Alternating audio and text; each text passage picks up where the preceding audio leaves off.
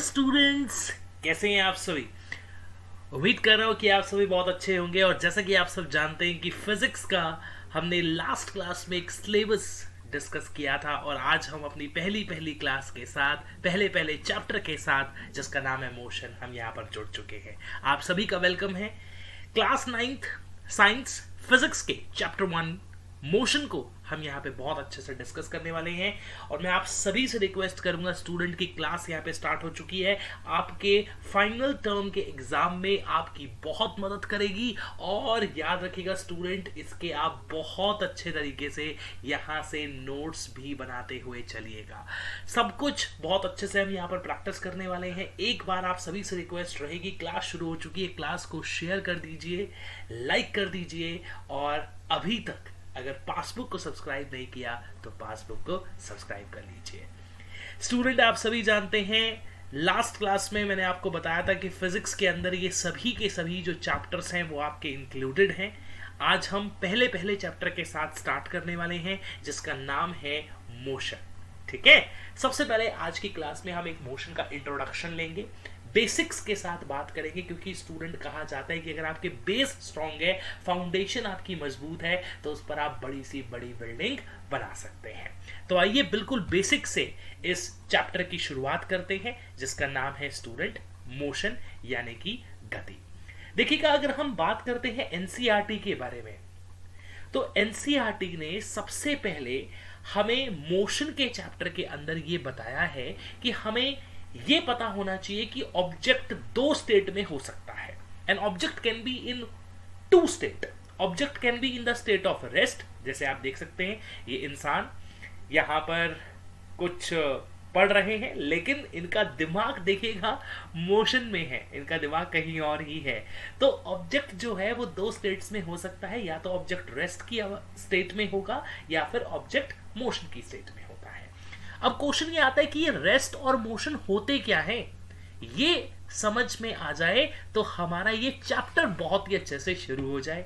तो सबसे पहले बात करते हैं स्टूडेंट कि एक ऑब्जेक्ट को हम रेस्ट पर कब कहते हैं। When an object is said to be at rest।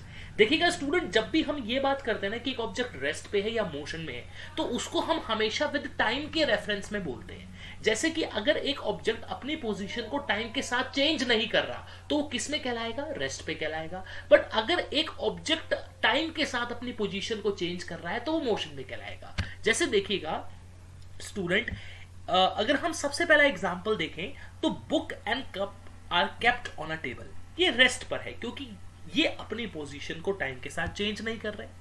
वहीं पर अगर हम एक और एग्जांपल देखें, देखिएगा बेंच इन अ पार्क, ये भी किस स्टेट पे है? रेस्ट की स्टेट पे है। तो स्टूडेंट, एक बात को ध्यान से समझ लीजिएगा कि हम कब कहते हैं कि एक ऑब्जेक्ट रेस्ट पे है या मोशन में है।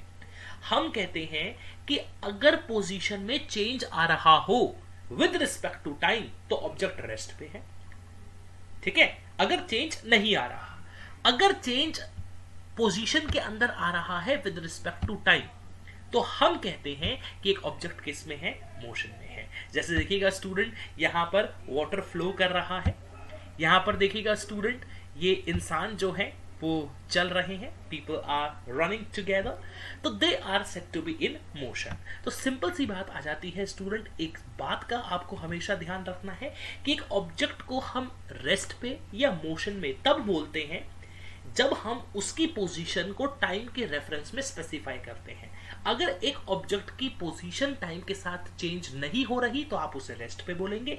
टाइम के साथ चेंज हो रही है पोजीशन, तो आप उसे मोशन में बोलेंगे।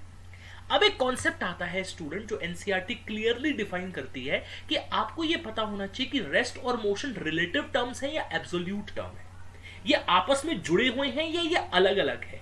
तो उसके लिए हम एक स्टूडेंट एग्जांपल यहां पर कंसीडर करते हैं। देखिएगा, एक एग्जांपल मैं आपको यहां पर एक एग्जांपल के थ्रू इस बात को यहां पर क्लियर करता हूं स्टूडेंट। देखिएगा, बिल्कुल एक सिंपल सा एग्जांपल है। आप यहां पर देख सकते हैं कि ये एक ट्रेन है जो आपको यहां पर दिखाई गई है।